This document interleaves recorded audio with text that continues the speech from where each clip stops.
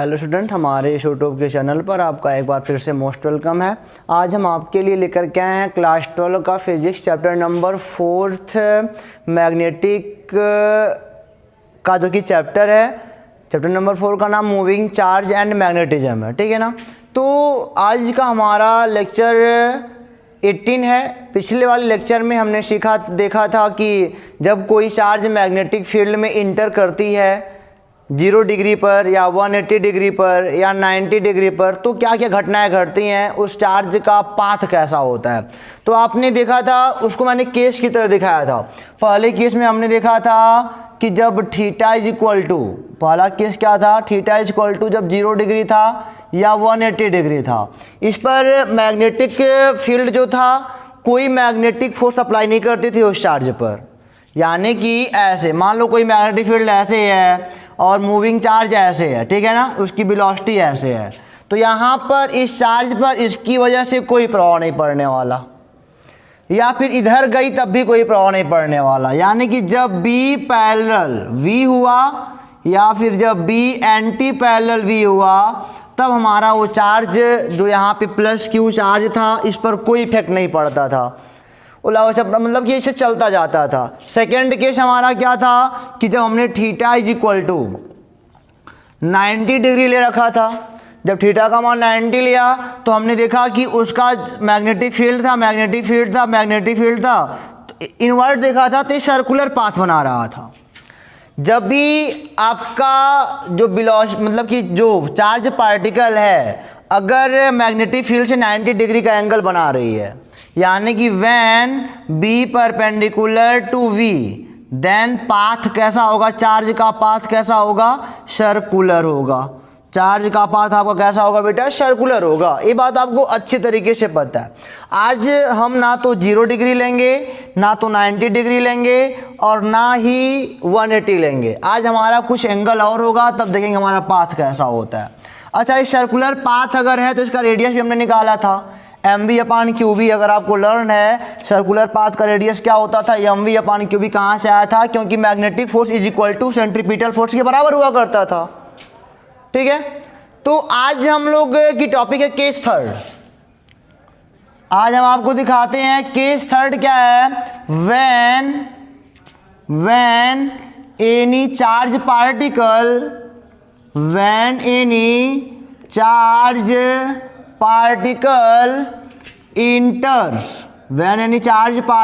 enter in an uniform magnetic field,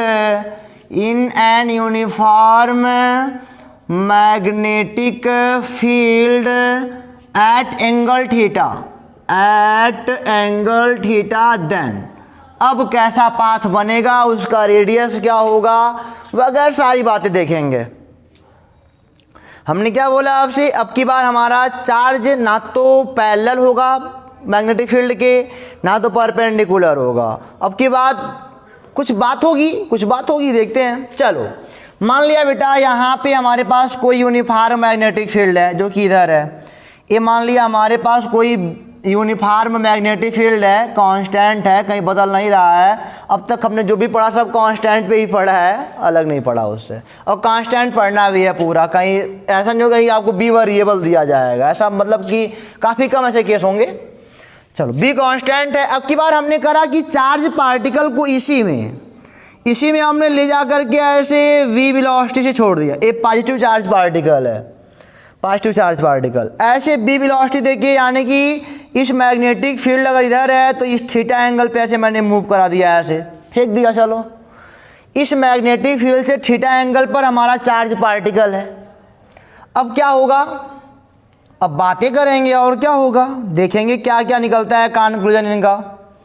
जानते हो अब की बार क्या करेंगे, इस V को हम 2 कंपोनेंट में बांट देंगे।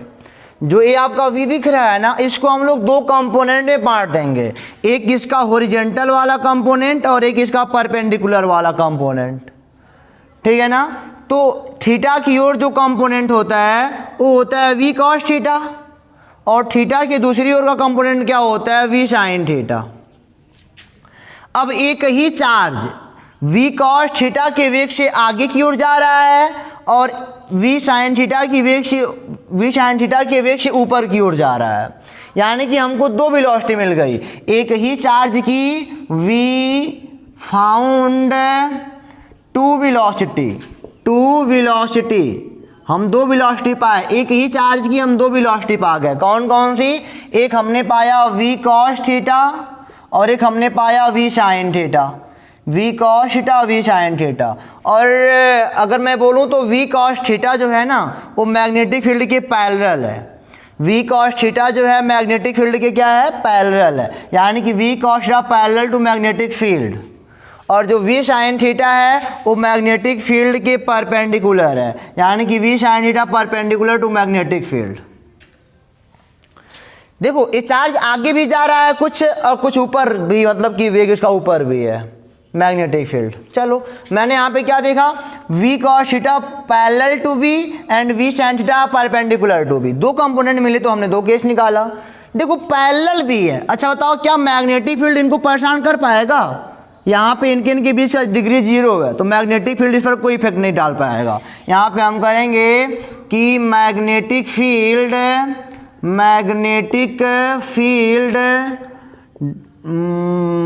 Do not effect on V cos theta, V cos theta पर कोई इफेक्ट नहीं डाल सकता। ये ऐसे चलता ही रहेगा, चलता है, क्योंकि इसके पैरेलल है। पैरेलल कहानी आप जानते हो कि ये कुछ नहीं कर पाएंगे, लगातार चलता रहेगा। और एक बात और बता दूं, मैग्नेटिक फील्ड वेलोसिटी के मैग्नीट्यूड को चेंज नहीं करता। मैग्नेटिक फील्ड चार्ज पार्टिकल के वेलोसिटी के मैग्नीट्यूड को चेंज नहीं करता, बट उसके डायरेक्शन को चेंज कर सकता है। ये नोट कर लो कि जो एक कांस्टेंट है वी कॉस थीटा क्या है? कांस्टेंट है, ये कांस्टेंट है, नोट कर लो ये कांस्टेंट है, ठीक है ना। आपने मैंने क्या होता है कि मैग्नेटिक फील्ड चार्ज पार्टिकल के वेलोसिटी के मैग्नीट्यूड को चेंज नहीं कर पाएगा, बट उसके डायरेक्शन को चेंज कर सकता है। चलो मैंने क्या देखा कि इस पर कोई प्रभाव नहीं पड़ेगा, लेकिन चार्ज पार्टिकल अगर ऊपर की ओर जाना चाह रहा है तो that time V sine theta perpendicular to B, और जब आपका वेग चुंबकीय क्षेत्र के परपेंडिकुलर होता है तो यहाँ पे जान रहे बल, देखो किधर लगा बल, इधर आपका magnetic field, right hand palm rule, magnetic field की ओर अंगुलियां, वेलोसिटी की ओर हमारा अंगूठा, पाम अंदर की ओर जाएगा, इस पे अंदर की ओर बल लगेगा। अब कुछ भी हो, अगर यह केस हमने पीछे वाले लेक्चर में देखा है जस्ट कि जब वेलोसिटी परपेंडिकुलर होता है मैग्नेटिक फील्ड के, तो दैट टाइम इस वाले वेलोसिटी की वजह से यहाँ पे एक सर्कुलर पाथ बनेगा। परपेंडिकुलर हो गया ना, एक सर्कुलर पाथ बनेगा। हालांकि देखो ये एक्स वाला डायरेक्शन है और ये वाला वाई है और पीछे इसके जेड है, इसके पीछे जेड ले लो, आगे ले लो, तो आपकी मर्जी। यानी कि पीछे वाले जेड के डायरेक्शन में फोर्स लग रहा है इसके ऊपर, यानी कि उधर ही अपना गोला बनाएगा, वृत्त बनाएगा। यानी कि वी साइन थीटा अगर परपेंडिकुलर है वी के, तो यह वाला जो वेलोसिटी का कंपोनेंट है यह है चार्ज पार्टिकल का, यह है चार्ज पार्टिकल का सर्कुलर पाथ बनाएगा, यह चार्ज पार्टिकल का सर्कुलर पाथ बनाएगा, ठीक है ना। देखो अब यह वी साइन थीटा तो रिस्पॉन्सिबल हो गया चार्ज के सर्कुलर पाथ के लिए, और ये तो आगे जाना ही जाना है, इसको तो कांस्टेंट से आगे जाना ही जाना है। तो पाथ आपका कुछ इस प्रकार मिलेगा। देखो पर इनका देख लो, ये कुछ ऐसे बनाएंगे पाथ पीछे जा कर के, मतलब कि ऐसे गोल गोल जेड वाले में ऐसे गोल सा बनाएंगे। 3D आप कहाँ पर सोचो तो जेड वाला ऐसे गोल सा बनाएगा ऐसे। चलो ये हो गया, इसके लिए रिस्पॉन्सिबल हुआ हमारा वी साइन थीटा। ये सर्कुलर पाथ है तो बेटा, अब सर्कुलर पाथ क्यों बना था? क्योंकि इस पर मैग्नेटिक फील्ड अंदर की ओर लग रहा है बार बार, और अंदर की ओर लगने के नाते क्या है, सेंट्रीपिटल भी लग रहा है। हालांकि अभी वो देखेंगे बाद में, तभी सर्कुलर पाथ बना होगा ना। तो इस पे अंदर की ओर फोर्स लग रहा होगा, ये सब आप जानते हो। अगर सर्कुलर पाथ है तो दैट टाइम इसका कुछ रेडियस भी होगा। इसका रेडियस कितना होगा अभी देखते हैं, पहले देख लें क्या हो रहा है। तो देखो वी साइन थीटा तो बेटा सर्कुलर पाथ के लिए रिस्पॉन्सिबल हो गया, और वी कॉस से आगे जाना है।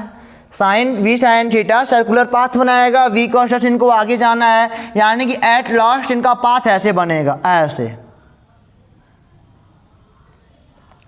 ठीक है ना। चुंबकीय क्षेत्र आगे की हो रहा है, ऐसे बनता है। जब चुंबकीय क्षेत्र खत्म होगा तो निकल जाएगा चार्ज आपका। ये चुंबकीय क्षेत्र आगे की ओर, तो ऐसे पाथ बना। इस पाथ को क्या बोलते जानते हो? हेलिकल पाथ बोलते हैं। इसे इंग्लिश में क्या बोलते हैं? हेलिकल पाथ, हेलिकल पाथ, और इसे हेलिक्स बोलेंगे। ये हेलिक्स टाइप होता है। कुंडलिनी कहते हैं इसको अंग्रेजी, हिंदी में कुंडलिनी के आकार का है। इसका पाथ कैसा है? कुंडलिनी के आकार का है। क्यों ऐसा हो रहा है? क्योंकि एक लोग गोल गोल नचा रहे हैं और एक लोग क्या कर रहे हैं, इनको आगे ले जा रहे हैं, तो हर बार स्प्रिंग की तरह आगे जा रहा है। एक तो गोल गोल नचा रहा है वी साइन थीटा गोल गोल नचा रहा है, गोल गोल नचा रहा था, लेकिन अब वी कॉस थीटा भी तो रिस्पॉन्सिबल आगे ले जाने के लिए, तो ऐसे आगे भी जा रहे हैं। यानी कि एट लास्ट पाथ आपने ऐसे पाया इसका, दोनों को मिला करके, ठीक है ना। हम कहेंगे यहीं पे बना के कि V sine theta and V cos theta से ये हमारा पाथ बना है इस मूविंग चार्ज का, मतलब चार्ज पार्टिकल की मूव ऐसे मैंने कराया था इसको, ये पाथ हो गया बेटा, कोई बात नहीं है। अब इसके लिए हम लोग देखना चाहेंगे क्या, इसके लिए हम देखना चाहेंगे कि इस सर्कुलर पाथ का रेडियस कितना होगा, इस सर्कुलर पाथ का रेडियस कितना होगा। जब हमने V sine theta V cos theta को मिलाया तो पाथ तो मिल गया, लेकिन ऐसे गोल गोल तो पूरा कर ही रहा है ना, गोल गोल पूरा कर रहा है, तो जब गोल गोल पूरा कर रहा है तो उसका रेडियस कितना होगा देख लेते हैं। रेडियस क्या होता है? आपने देखा है रेडियस आर बराबर M V upon Q B. तो यहाँ पे वी तो ऐसे थोड़ी लेंगे, जो सर्कुलर पाथ बनाने में रिस्पॉन्सिबल है वही बी लिया जाएगा ना। जो सर्कुलर पाथ बनाने में रिस्पॉन्सिबल है हम लोग उसी वी को लेंगे, उसी वेलोसिटी को लेंगे। तो रिस्पॉन्सिबल कौन है? V sine theta. तो आर बराबर क्या हो जाएगा? M V sine theta upon Q B, ठीक है ना। जहाँ पे एम क्या है? मास ऑफ पार्टिकल है, वी क्या है? वी साइन थीटा हालांकि है, मतलब कि perpendicular velocity of the charge, M V sine theta. इसको प्रूव भी कर सकते हो आराम से। आप जान रहे हो कि यह सर्कुलर पाथ बनाने के लिए एफ एम यानी कि मैग्नेटिक फोर्स एफ सेंट्रीपिटल के बराबर हुआ होगा। जब तक ये बराबर नहीं होंगे तब तक ये कहाँ बनेगा है। तो यानी कि आपने यहाँ पे पढ़ा है, देखो ये इधर है ना M V sine theta, M V, अरे एफ एम क्या होता है? Q V B sine theta magnetic force is equal to centripetal क्या होता है? एम वी का स्क्वायर बाई आर। इसका रेडियस कैपिटल आर लियो तो कैपिटल आर ले लिया जाए। अब यहाँ पे वी थोड़ी लेंगे, फिर वही बात, ये अब हमारी वेलोसिटी वी साइन थीटा, इनको वी साइन थीटा की वजह से सर्कुलर पाथ हमको मिला है, सर्कुलर पाथ हमको वी साइन थीटा की वजह से मिला है। तो यहाँ पे क्या लेंगे? वी साइन थीटा का होल स्क्वायर ले लिया जाएगा, ये हो जाएगा Q V B sine theta is equal to M V का square sine square theta upon R का स्क्वायर। तो वी से वी हो गया एक कैंसिल, एक साइन थीटा से एक साइन थीटा कैंसिल हो जाएगा, बचेगा आप आर स्क्वायर नहीं केवल आर होगा। तो आर इज इक्वल टू क्या हो जाएगा? एम वी और एक साइन अभी बचा है sine theta upon Q B. ये आपका आ गया बेटा रेडियस, इस सर्कुलर पाथ का रेडियस। ये देखो इसको मैंने यहाँ पे खाली एक सर्कल को ले लिया यहाँ से निकाल करके, तो इसका रेडियस क्या होगा? M V sine theta upon Q B. Sine theta क्यों आया है? क्योंकि साइन थीटा की वजह से इन गोल गोल कर रहे हैं, सर्कुलर पाथ बना के बैठे हैं, ठीक है ना, इसलिए लगाया गया M V sine theta upon Q B. अब इसके बाद हम देखेंगे टाइम पीरियड क्या होता है। टाइम पीरियड दे लेते हैं बेटा। टाइम पीरियड यानी कि बेटा एक चक्कर लगाने में कितना समय लिया इन्होंने, आवर्तकाल से कहते हैं। एक चक्कर लगाने में कितना समय, एक चक्कर देखो यहाँ से यहाँ गए होंगे तो एक चक्कर कहीं पूरा हुआ होगा, ऐसे आधा इधर का आधा इधर का, तभी तो एक चक्कर पूरा हुआ होगा। टाइम पीरियड टी बराबर क्या होता है? आप कहोगे सर डिस्टेंस अपान वेलोसिटी, डिस्टेंस अपान स्पीड कह सकते हो। तो डिस्टेंस कितना है? डिस्टेंस आप एक सर्कल का ले सकते हो 2 पाई आर, हो जाएगा 2 पाई आर अपान स्पीड कितना है? स्पीड यहाँ पे क्या है? V sine theta. ध्यान देना ये वी साइन थीटा की वजह से ऐसा हुआ है, तो हो जाएगा स्पीड वी साइन थीटा। और आर की वैल्यू यहाँ पे पुटअप कर लो तो 2 पाई आर की value M V sine theta upon Q B, और इसका वी साइन थीटा यहाँ पे बचा हुआ है। वी साइन थीटा से वी साइन थीटा कैंसिल हो गया, यानी कि टी बराबर 2 पाई एम अपान क्यू बी। ये है एक चक्कर में मतलब कि एक चक्कर में जो समय लगा है आपके चार्ज पार्टिकल को, उसका टाइम है t इक्वल टू 2πm/qb, जो कि अगर मैं देखूं तो पिछला वाला जो था वही इसका भी हाल है, वही इसका भी हाल है। ठीक है। और हाँ, एक बात और बता दूं कि यह है जो v कॉस्ट है कांस्टेंट है, इसलिए जो आपका हेलिकल पाथ होगा उनकी बीच की दूरी हर जगह समान होगी। ठीक है ना, कांस्टेंट होने की वजह से। अभी अगले लेक्चर में हम ऐसा भी केस उठाएंगे जहाँ पे लगातार बढ़ता जाएगा, वो केस अभी मिलेगा आपको, आगे मिलेगा हालांकि। तो आपने देखा कि अगर कोई भी चार्ज पार्टिकल थीटा एंगल से किसी मैग्नेटिक फील्ड में मूव करती है तो दैट टाइम उसके दो कंपोनेंट बनेंगे, एक बनेगा v cos थीटा हॉरिजॉन्टल में और एक परपेंडिकुलर में बनेगा v sin थीटा। हॉरिजॉन्टल वाला आगे की ओर ले जाना चाहेगा और परपेंडिकुलर वाला गोल बनाना चाहेगा। परपेंडिकुलर गोल क्यों बनाना चाह रहा है? परपेंडिकुलर गोल क्यों बनाना चाह रहा है? क्योंकि इस पर मैग्नेटिक फोर्स काम कर रहा है। और सीधा क्यों जा रहा है? क्योंकि इस पर कोई मैग्नेटिक फोर्स काम ही नहीं कर रहा है। ठीक है ना। तो एक गोल गोल और ये अपना लगातार आगे भाग रहे हैं, दोनों अपना बना रहे हैं, हेलिकल पाथ बन गया आपका। हेलिकल पाथ में मैंने देखा कि जो भी सर्कुलर पाथ है उसका रेडियस क्या होगा, टाइम पीरियड क्या होगा। यहाँ तक बात खत्म होती है। अब हम लोग आते हैं पिच पे। देखते हैं पिच क्या होता है बेटा। पिच की हिंदी तो अपने बुक में है नहीं, कहीं देखा हूँ मैंने। ठीक है ना। पिच क्या होता है अभी मैं दिखाता हूँ आपको, पिच कैसे निकलेगा। ये तो v sin थीटा का कमाल था सारा, अब v cos थीटा भी तो कुछ कमाल करना चाहिए, उस भी तो कुछ सवाल लगाएगा। पिच, चलो पिच को देख लेते हैं। पिच, पिच क्या होता है? पिच को रिप्रेजेंट करते हैं स्मॉल p से। चलो, एक चक्कर लगाने में, एक चक्कर यहां से यहां तक एक चक्कर ये लगाया, यहां से यहां तक एक चक्कर लगाया है, तो एक चक्कर लगाने में चुंबकीय क्षेत्र की दिशा में, एक चक्कर लगाने में चुंबकीय क्षेत्र की दिशा में कुछ दूरी तय किया है, यही दूरी तय किया है। ठीक है ना। चुंबकीय क्षेत्र की दिशा में यही दूरी किया है, पीक वाला, यही वाला लेते हैं दूरी, इसी को हम बोलते हैं पिच। एक चक्कर, आपके चार्ज पार्टिकल को एक चक्कर लगाने में चुंबकीय क्षेत्र की दिशा में तय की गई दूरी को पिच बोलते हैं। पिच बराबर क्या हो जाएगा? ये दूरी एक प्रकार का है, तो आप कहोगे एक चक्कर में लगा समय गुणे चाल। चाल गुणे क्या होता है? समय। और चाल कितना है आगे की ओर? आगे की ओर चाल आपका है v पैरेलल है, यानी कि यहाँ पे जो है ए b के पैरेलल, तो इसे v पैरेलल बोलते हैं। v पैरेलल का मान v cos थीटा है। v cos थीटा की वजह से ये आगे जा रहे हैं। और t के समय का मान कितना है? एक चक्कर लगाने में समय कितना लगा है? 2πm/qb।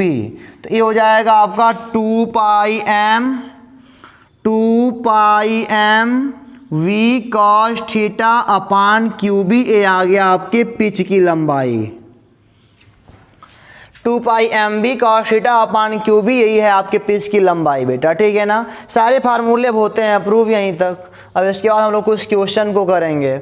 मतलब कि यहाँ पे दो तीन बातें आपको जानने लायक थे कि मैग्नेटिक फील्ड में जो चार्ज की वेलोसिटी है वो नहीं चेंज होती, बशर्ते चार्ज का डायरेक्शन चेंज हो सकता है। और बाकी सारे जो भी कमाल देखे आपने, यहाँ पे हेलिकल पाथ आपने देखा बढ़िया से, और बहुत चीज़ें आपने देखी। पिच भी देखा कि चाल गुणे क्या होता है, मतलब स्पीड मल्टीप्लाई बाई टाइम होता है। तो स्पीड आगे क्यों v cos थीटा है, और एक चक्कर लगाने में समय कितना ले रहे हैं? q 2πm/qb। तो v cos theta multiply by 2πm/qb, तो 2πm v cos theta upon qb होता है पिच।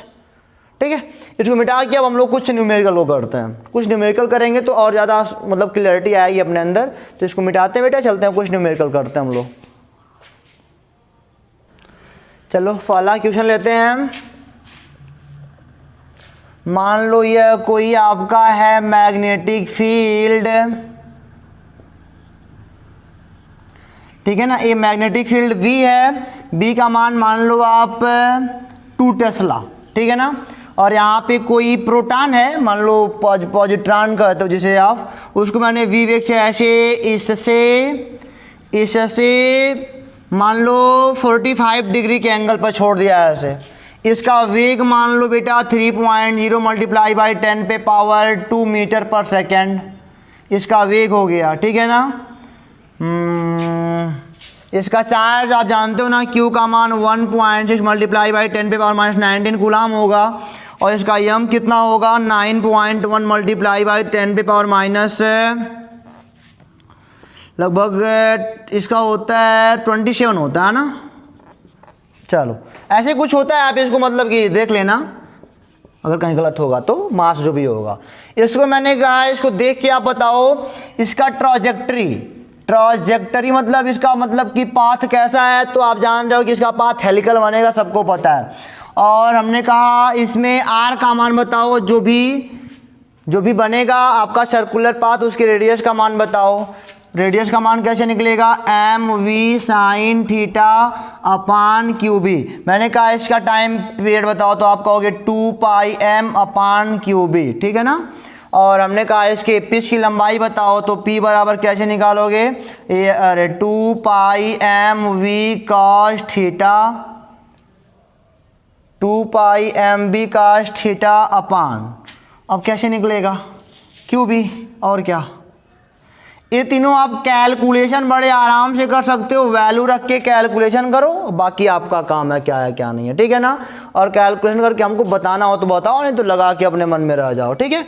और होमवर्क लेने के लिए ये भी होमवर्क हो गया, एक बार थीटा बराबर 30 डिग्री कर लेना, तब भी देखना क्या हो रहा है क्या नहीं हो रहा है। तो ये क्वेश्चन यहीं पे होता है ओवर, सारी बातें तो हो गई। इसका पाथ ट्रैजेक्टरी कैसा होगा, हेलिकल होगा। हेलिकल क्योंकि थीटा एंगल पर ये मतलब कि मूव कर रहा है, एक मतलब एक रिस्पॉन्सिबल इधर होगा आपका वी कॉस थीटा होगा, इधर रिस्पॉन्सिबल क्या होगा, वी साइन थीटा होगा। ये वाला ऊपर नचाएगा, ये वाला आगे बढ़ाएगा, तो इसका पाथ हेलिकल होगा, फिर हेलिक्स बनाएगा। तो आप सारे काम यहाँ से कर सकते हो। इसको मिटा के बेटा हम चलते हैं, अगला क्वेश्चन देखते हैं क्या कहता है। तो स्टूडेंट आगे हम दो तीन क्वेश्चन और देखेंगे, और तीनों आप बहुत बढ़िया से देखना, क्योंकि तीनों बहुत ही कॉन्सेप्चुअल क्वेश्चन है, जहाँ पे स्टूडेंट अक्सर परेशान हुआ करते हैं, वही सारे क्वेश्चन मैं आपको यहाँ पे बताने जा रहा हूँ। मान लो कोई चार्ज पार्टिकल है, क्वेश्चन ही बनने जा रहा है। मान लो कोई बेटा चार्ज पार्टिकल जो है ना, मान लो चार्ज क्यू नाट मान लो और मास एम नाट मान लो, ठीक है ना।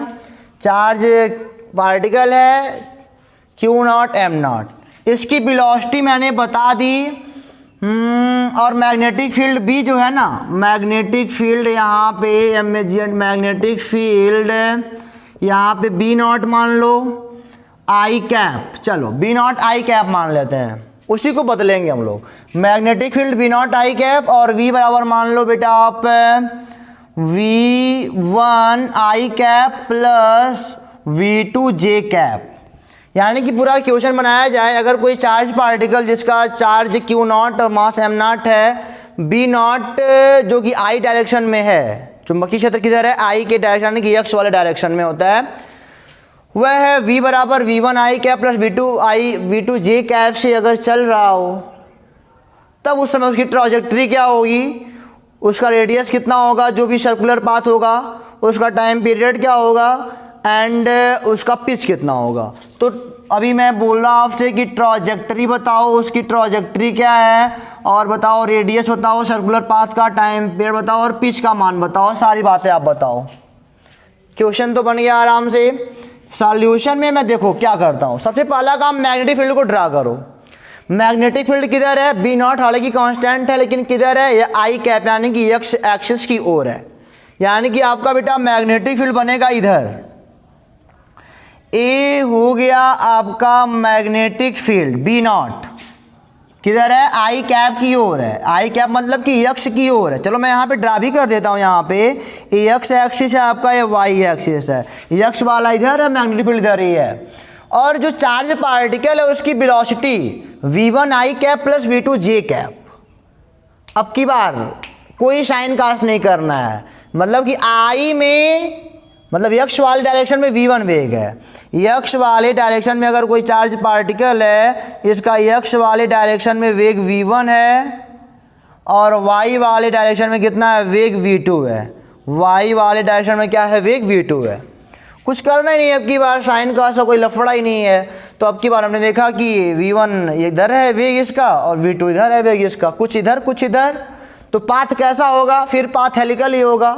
मैग्नेटिक फील्ड चूंकि कांस्टेंट है, तो दैट टाइम हेलिकल पाथ और कांस्टेंट वाला बनेगा। पाथ तो हेलिकल ही हो गया, पाथ हो गया हेलिकल, चलो कोई बात नहीं।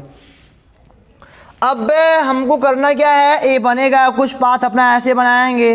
अब निकालना है आर का मान, तो आर बराबर क्या पड़ा, एम वी साइन थीटा नहीं करना, वी साइन थीटा नहीं करना, कि परपेंडिकुलर वेग केवल क्या है, V2 है। तो हो जाएगा M V2 by Q B. यहाँ पे साइन का ऐसा कोई लफड़ा है ही नहीं, क्योंकि अब लंबवत का वेग कुछ दे दिए हैं और हॉरिजॉन्टल का भी कुछ वेग दे दिए हैं। ये हमारा वेग जो V1 है वह परपेंडिकुलर है, V1 जो है ना वह है पैरेलल है B0 के, और यहाँ पे Q0 लगाना, B0 लगाना, M0 लगाना, और जो V2 है वह परपेंडिकुलर है B0 के। चलो R का मान निकल गया ना। T का मान क्या निकलेगा, 2 पाई M0 अपान Q0 B0। ये तो अपना मस्त है, वेलोसिटी से कोई मतलब नहीं रखता है। हाँ चलो, और यहाँ पे पिच का मान कितना आएगा, पिच तो आप जानते हो V पैरेलल मल्टीप्लाई बाई क्या होता है, टाइम, यानी कि 2 पाई M0 अपान Q0 B0। V पैरेलल कितना है, V1 है, तो कहोगे 2 पाई M0 V1 अपान Q0 B0। यह क्या हो गया, पिच की लंबाई आ गई। ठीक है, बस अब कुछ करना थोड़े है, जो निकलना था निकल गया। ये सवाल बढ़िया सा था नहीं। अब इस क्वेश्चन को अगर मैं हटा के आपको मैं कुछ और दे दूं, मान लो अब की बार मैंने यहाँ पे दे दिया जे कैप कर दिया, तो मज़ा आने वाला है। फिर से एक बार इसको मिटा दूँ ना, समझ में आया ना। जब इस आई कैप जे कैप का लफड़ा दिया रहेगा तो ऐसे ही काम करना आपको है। चलो अब मैं क्या करता हूँ, फिर वही चीज़ मैं जे कैप करता हूँ, फिर ट्रॉजेक्टरी आपको बतानी है। ट्रॉजेक्टरी कैसी होगी उसकी, रेडियस उसके सर्कुलर पाथ का कैसा होगा, टाइम पीरियड क्या होगा, पिच क्या होगी, फिर से वही काम करना है। अब वहाँ पे आप V1 V2 की जगह पे आपको आपकी बुक में मान मिला होगा, तो मान हम थोड़ी रखेंगे, मान वाला काम आप करना। आपको केवल मैं कॉन्सेप्ट बताने का काम करता हूँ, न्यूमेरिकल लगवाता हूँ बढ़िया बढ़िया। चलो अब की बार यहाँ पे मैंने करा जे कैप कर दो। लो, जे कैप करने से जानते हो क्या होगा, ध्यान से देखना हमारी बात को। अगर जे करोगे तो जे ऊपर की ओर आई, देखो ध्यान से, आई जे मतलब कि x वाले को आई कैप दिया जाता है, y वाले को जे कैप दिया जाता है, और z वाले को k कैप। z वाले को चाहे अंदर लो चाहे बाहर लो, आपकी मर्जी। हालांकि यहाँ पे z है ही नहीं, तो z से मतलब ही नहीं है। अब की बार जो b आपका है ना मैग्नेटिक फील्ड, अब की ऊपर की ओर है, ऊपर की ओर है, ऐसे ऊपर की ओर है, जे की ओर है, मतलब वहाँ पे जे कैप लिखा है तो जे की ओर तो होगा ना ये। चलो अब यहाँ पे v बोल रहे हैं, V1 I cap plus V2 J cap. अगर कोई चार्ज पार्टिकल है Q0 M0, जिनका मतलब चार्ज Q0 है, मास M0 है, तो दैट टाइम देखो जरा बढ़िया से, ऐसे मान लो चार्ज पार्टिकल यही वाला मान लो, यही चार्ज पार्टिकल है, इसका आई कैप में वेग V1 है, और जे कैप में वेग कितना है इसका, V2 है। दो बातें यहाँ पे आपको दिख रही हैं। पहले इसका पाथ हम लोग देख लेते हैं नहीं, देखो जरा क्या होगा। ये परपेंडिकुलर है, एक ऐसा है परपेंडिकुलर, यानी कि जो V1 है अब की बार परपेंडिकुलर हो गया मैग्नेटिक फील्ड के। मैग्नेटिक फील्ड ऊपर की ओर आप देख रहे हो, V1 perpendicular to magnetic field B0। और दूसरी बात क्या देख रहे हो, यहाँ पे V2 पैरेलल हो गया अब की बार B0 के। अब ये खेल बदल गया, अब की बार जो V1 है वो परपेंडिकुलर हो गया V0 के, और जो V2 है वो बेटा पैरेलल हो गया B0 के। दो बातें आपने देखी यहाँ पे। चलो ध्यान से आगे देखो। अब क्या करेगा, इस पर तो कोई अप्लाई होगा ही नहीं, इस पर तो कोई मैग्नेटिक फोर्स अप्लाई होगा नहीं। यहाँ पे no applied any magnetic force, यहाँ पर कोई मैग्नेटिक फोर्स नहीं अप्लाई होगा। लेकिन अब की बार यहाँ पे अप्लाई होगा, अब की बार यहाँ पे अप्लाई, ये वाला इनको आगे ले जाएगा, ये वाला गोल गोल घुमाएगा, यानी कि ये वाला चार्ज अब कुछ ऐसे मूव करेगा नहीं। अगर मैं आगे भी मैग्नेटिक फील्ड दे दूँ तो चार्ज कुछ ऐसे घूमेगा, आगे की ओर जाएगा ना। आपकी बार आपके आगे की ओर जाएगा, यानी कि आपका हेलिकल पाथ ऐसा बनना चाहिए, ऐसा बनना चाहिए। इसकी ट्रॉजेक्टरी हो गई, इसकी ट्रॉजेक्टरी हो गई। और देखो इसके इस वाले सर्कुलर पाथ के लिए रिस्पॉन्सिबल कौन है, V1 है। V1 is responsible for circular path, V1 is responsible for circular path. तो यहाँ पे क्या बोला जाएगा, R इज इक्वल टू, हमने पढ़ा है यम V परपेंडिकुलर का जो भी मान हो अपान क्यू बी। तो V परपेंडिकुलर का मान क्या है, यही वाला परपेंडिकुलर है इसके, तो ये हो गया बेटा V1। एम वी वन बटे क्यू नॉट, बी नॉट है, एम नॉट है, सब ऐसे वो दिया गया है। और टी का मान क्या होगा 2 पाई एम नॉट, क्योंकि इसका तो वी से कोई मतलब है ही नहीं। और पिच का मान क्या होगा V parallel multiply by time, V parallel कितना आपकी बार ए वाला है v2 और टाइम कितना है 2 pi M naught upon Q naught B naught, ये आपका हो गया पिच। आर भी आ गया, ट्रॉजेक्ट्री भी आ गया और पिच भी आ गया। वाह कितना अच्छा क्वेश्चन है ना। तो ये भी हो गया। बस क्वेश्चन को समझने का प्रयास करो। सबसे पहले ट्राजेक्टरी बनाओ, जब तक ट्राजेक्टरी नहीं बना पाओगे तब तक फिर आपको परेशानियां होंगी, फिक्स होंगी।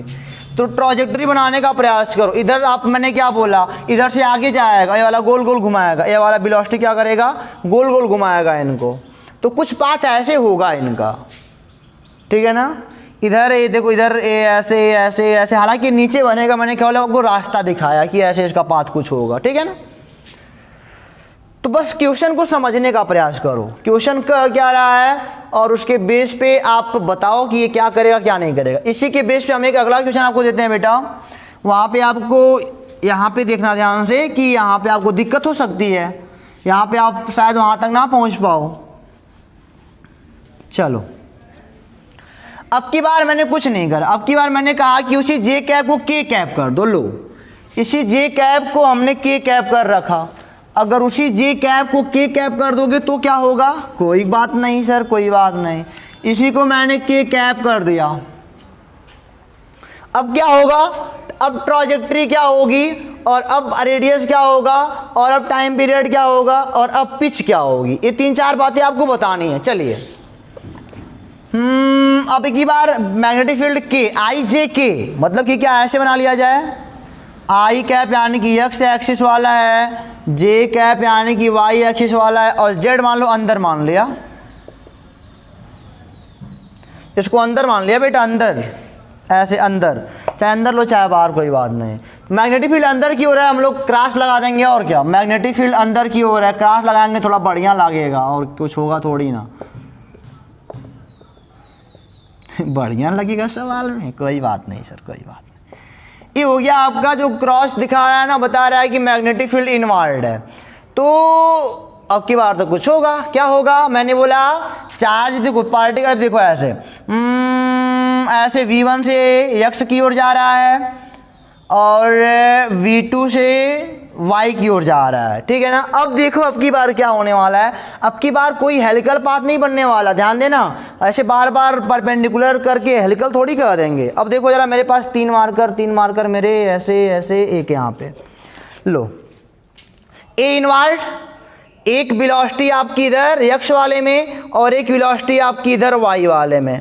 लो अब देखो तीनों एक दूसरे के परपेंडिकुलर हो गए। देखो जरा क्या होगा, खेल क्या होगा, तीनों एक दूसरे के परपेंडिकुलर हो गए। कोई पैरेलल मैग्नेटिक फील्ड के पैरेलल कोई है ही नहीं, मैग्नेटिक फील्ड के परपेंडिकुलर यह भी है और परपेंडिकुलर क्या है, यह भी है, दोनों परपेंडिकुलर हैं।